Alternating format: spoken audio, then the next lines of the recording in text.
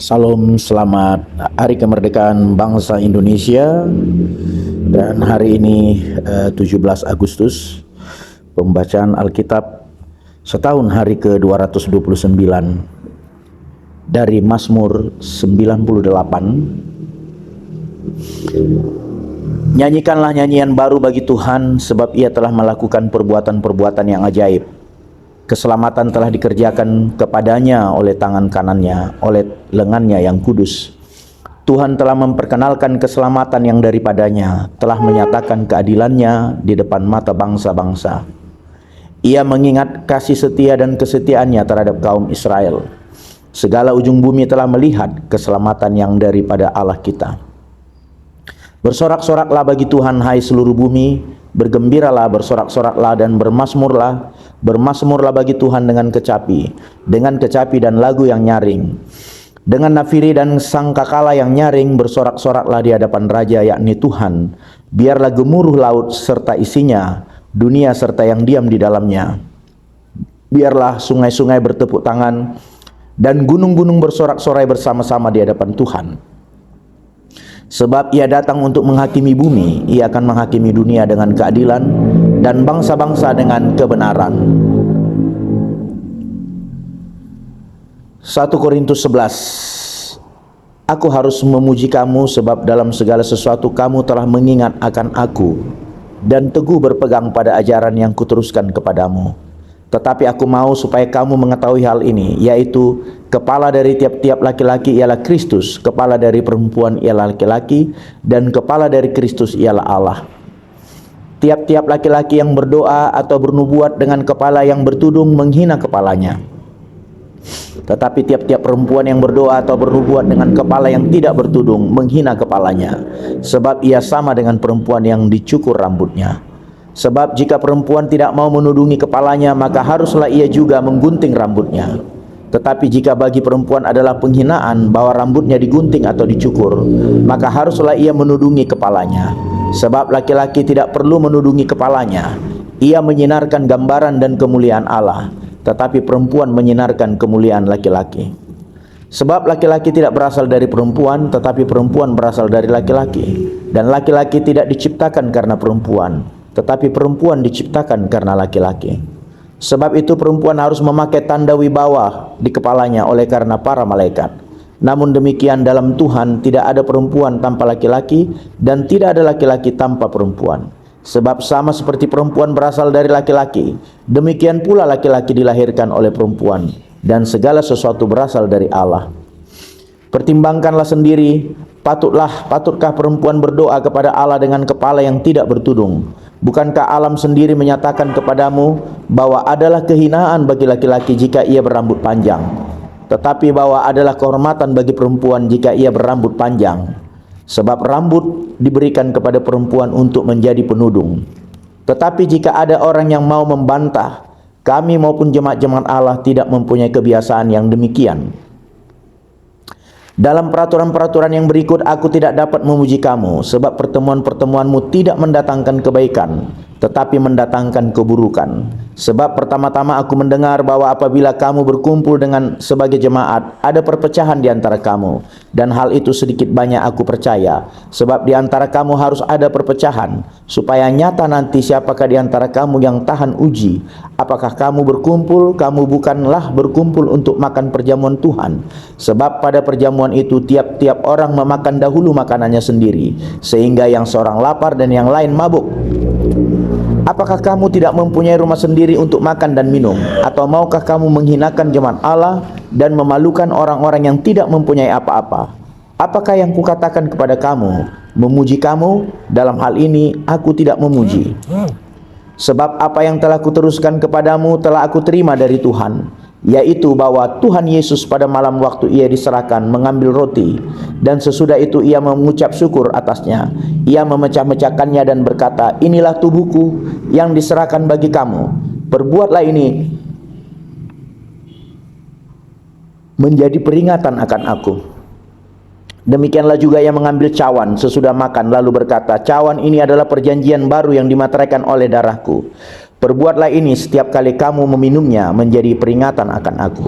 Sebab sekali Setiap kali kamu makan roti ini dan minum cawan ini, kamu memberitakan kematian Tuhan sampai ia datang. Jadi barang siapa dengan cara yang tidak layak makan roti atau minum cawan Tuhan, ia berdosa terhadap tubuh dan darah Tuhan. Karena itu hendaklah tiap-tiap orang menguji dirinya sendiri, dan baru sesudah itu ia makan roti dan minum dari cawan itu. Karena barang siapa makan dan minum tanpa mengakui tubuh Tuhan, ia mendatangkan hukuman atas dirinya. Sebab itu banyak di antara kamu yang lemah dan sakit, dan tidak sedikit yang meninggal. Kalau kita menguji diri kita sendiri, hukuman tidak menimpa kita. Tetapi kalau kita menerima hukuman dari Tuhan, kita dididik supaya kita tidak akan dihukum bersama-sama dengan dunia.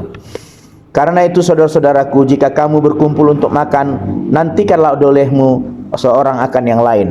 Kalau ada orang yang lapar, baiklah ia makan dahulu di rumahnya, supaya jangan kamu berkumpul untuk dihukum. Hal-hal yang lain akan kuatur kalau aku datang.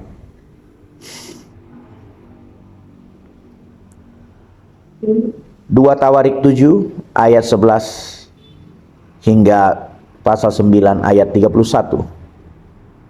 Demikianlah Salomo menyelesaikan rumah Tuhan dan istana raja, dan berhasil melaksanakan dalam rumah Tuhan dan dalam istananya segala sesuatu yang timbul dalam hatinya. Kemudian Tuhan menampakkan diri kepada Salomo pada malam hari dan berfirman kepadanya, "Telah kudengar doamu dan telah kupilih tempat ini bagiku sebagai rumah persembahan. Bila mana aku menutup langit sehingga tidak ada hujan, dan bila mana aku menyuruh belalang memakan habis hasil bumi, dan bila mana aku melepaskan penyakit sampar di antara umatku, dan umatku yang atasnya namaku disebut merendahkan diri, berdoa dan mencari wajahku, lalu berbalik dari jalan-jalannya yang jahat, maka aku akan mendengar dari sorga dan mengampuni dosa mereka, serta memulihkan negeri mereka. Sekarang mataku terbuka dan telingaku menaruh perhatian kepada doa dari tempat ini. Sekarang telah kupilih dan kukuduskan rumah ini, supaya namaku tinggal di situ untuk selama-lamanya. Maka mataku dan hatiku akan ada di situ sepanjang masa. Mengenai engkau, jika engkau hidup di hadapanku sama seperti Daud ayahmu, dan berbuat sesuai dengan segala yang kuperintahkan kepadamu, dan jika engkau tetap mengikuti segala ketetapan dan peraturanku, maka aku akan meneguhkan tahta kerajaanmu sesuai dengan perjanjian yang telah kuikat dengan Daud ayahmu, dengan berkata, takkan terputus keturunanmu yang memerintah atas Israel. Tetapi jika kamu ini berbalik dan meninggalkan segala ketetapan dan perintahku yang telah kuberikan kepadamu, dan pergi beribadah kepada Allah lain dan sujud menyembah kepadanya, maka aku akan mencabut kamu dari tanahku yang telah kuberikan kepadamu, dan rumah ini yang telah kukuduskan bagi namaku akan kubuang dari hadapanku, dan akan kujadikan kiasan dan sindiran di antara segala bangsa.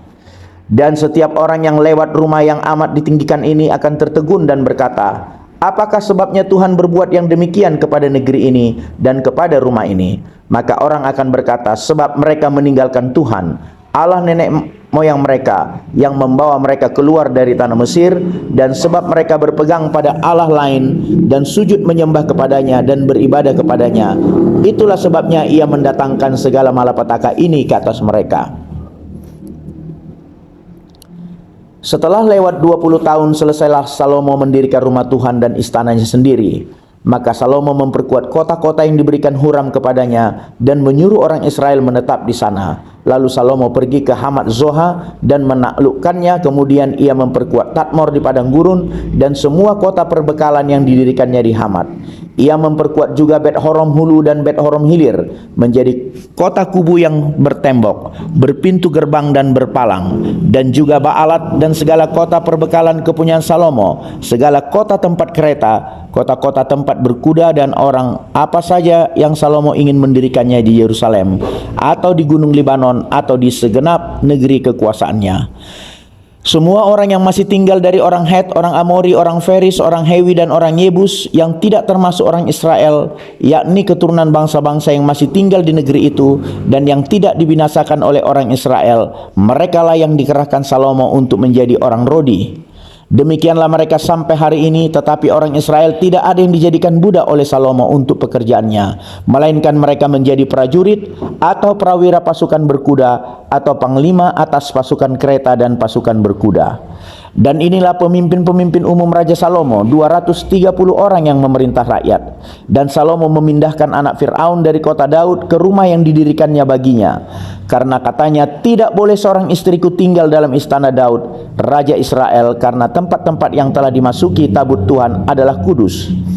Lalu Salomo mempersembahkan korban-korban bakaran bagi Tuhan di atas mezbah Tuhan yang didirikannya di depan balai bait suci, sesuai dengan apa yang menurut perintah Musa ditetapkan sebagai korban untuk setiap hari, yakni pada hari-hari Sabat, pada bulan-bulan baru, dan 3 kali setahun pada hari-hari raya, pada hari-hari raya roti tidak beragi, pada hari raya 7 minggu, dan pada hari raya pondok daun. Dan menurut peraturan Daud ayahnya, ia menetapkan rombongan para imam dalam tugas jabatan mereka, dan orang-orang Lewi dalam tugas menyanyikan puji-pujian dan menyelenggarakan ibadah di hadapan para imam setiap hari menurut yang ditetapkan untuk hari itu, dan juga penunggu-penunggu pintu gerbang dalam rombongan mereka untuk setiap pintu gerbang. Karena demikianlah perintah Daud abdi Allah. Mereka tidak menyimpang dari perintah raja mengenai para imam dan orang-orang Lewi dalam perkara apapun, juga mengenai perbendaraan. Maka terlaksanalah segala pekerjaan Salomo dari hari dasar rumah Tuhan diletakkan sampai kepada hari rumah itu selesai. Dengan demikian selesailah sudah rumah Tuhan. Kemudian Salomo pergi ke Ezion Geber dan ke Elot yang letaknya di tepi laut di tanah Edom. Dengan perantaran anak buahnya Huram mengirim kapal-kapal kepadanya dan anak buah yang tahu tentang laut. Bersama-sama anak buah Salomo mereka sampai ke Ofir, dan dari sana mereka mengambil 450 talenta emas yang mereka bawa kepada Raja Salomo. Ketika Ratu negeri Seba mendengar tentang kabar Salomo, maka dengan pasukan pengiring yang sangat besar dan dengan unta-unta yang membawa rempah-rempah, banyak emas dan batu permata yang mahal-mahal, datanglah ia ke Yerusalem hendak menguji Salomo dengan teka-teki. Sesudah ia sampai kepada Salomo, dipercakapkannya lah segala yang ada dalam hatinya dengan dia, dan Salomo menjawab segala pertanyaan ratu itu. Bagi Salomo tidak ada yang tersembunyi yang tidak dapat dijawabnya untuk ratu itu. Ketika Ratu negeri Seba melihat hikmat Salomo dan rumah yang telah didirikannya, makanan di mejanya, cara duduk pegawai-pegawainya, cara pelayan-pelayannya melayani dan berpakaian, juru-juru minumannya dan pakaian mereka, dan korban bakaran yang biasa dipersembahkan di rumah Tuhan, maka tercenganglah ratu itu, dan ia berkata kepada raja, "Benar juga kabar yang kudengar di negeriku tentang engkau dan tentang hikmatmu. Tetapi aku tidak percaya perkataan-perkataan mereka sampai aku datang dan melihatnya dengan mataku sendiri. Sungguh setengah dari hikmatmu yang besar itu belum diberitahukan kepadaku. Engkau melebihi kabar yang kudengar. Berbahagialah orang-orangmu dan berbahagialah para pegawaimu ini yang selalu melayani engkau dan menyaksikan hikmatmu. Terpujilah Tuhan Allahmu yang telah berkenan kepadamu sedemikian, sehingga ia mendudukkan engkau di atas tahtanya sebagai raja untuk Tuhan Allahmu. Karena Allahmu mengasihi orang Israel, maka ia menetapkan mereka untuk selama-lamanya dan menjadikan engkau raja atas mereka untuk melakukan keadilan dan kebenaran." Lalu diberikan kepada raja 120 talenta emas dan sangat banyak rempah-rempah dan batu permata yang mahal-mahal. Tidak pernah lagi ada rempah-rempah seperti yang diberikan Ratu negeri Seba kepada Raja Salomo itu. Lagi pula hamba-hamba Huram dan hamba-hamba Salomo yang membawa emas dari Ofir, membawa juga kayu cendana dan batu permata yang mahal-mahal. Raja mengerjakan kayu cendana itu menjadi tangga-tangga untuk rumah Tuhan dan istana raja, dan juga menjadi kecapi dan gambus untuk para penyanyi. Hal seperti itu tidak pernah kelihatan sebelumnya di tanah Yehuda. Raja Salomo memberikan kepada Ratu negeri Seba segala yang dikehendakinya dan yang dimintanya, melebihi yang dibawa ratu itu untuk raja. Lalu ratu itu berangkat pulang ke negerinya bersama-sama dengan pegawai-pegawainya. Adapun berat emas yang dibawa kepada Salomo dalam 1 tahun ialah seberat 666 talenta, belum terhitung yang dibawa oleh saudagar-saudagar dan pedagang-pedagang. Juga Raja Arab dan bupati-bupati di negeri itu membawa emas dan perak kepada Salomo. Raja Salomo membuat 200 perisai besar dari emas tempaan. 600 sikal emas tempaan dipakainya untuk setiap perisai besar. Ia membuat juga 300 perisai kecil dari emas tempaan. 300 sikal emas dipakainya untuk setiap perisai kecil. Lalu raja menaruh semuanya itu di dalam gedung hutan Libanon. Juga raja membuat tahta besar dari gading yang disalutnya dengan emas murni. Tahta itu 6 tingkatnya dan tumpuan kakinya dari emas yang dipautkan pada tahta itu, dan pada kedua sisi tempat duduk ada kelek-kelek. Di samping kelek-kelek itu berdiri 2 singa, sedang 12 singa berdiri di atas ke-6 tingkat itu, sebelah menyebelah. Belum pernah diperbuat yang demikian bagi sesuatu kerajaan. Segala perkakas minuman Raja Salomo dari emas, dan segala barang di gedung hutan Libanon itu dari emas murni. Perak tidak dianggap berharga pada zaman Salomo, sebab raja mempunyai kapal-kapal yang berlayar ke Tarsis bersama dengan orang-orang Huram, dan sekali 3 tahun kapal-kapal Tarsis itu datang membawa emas dan perak serta gading, juga kera dan burung merak.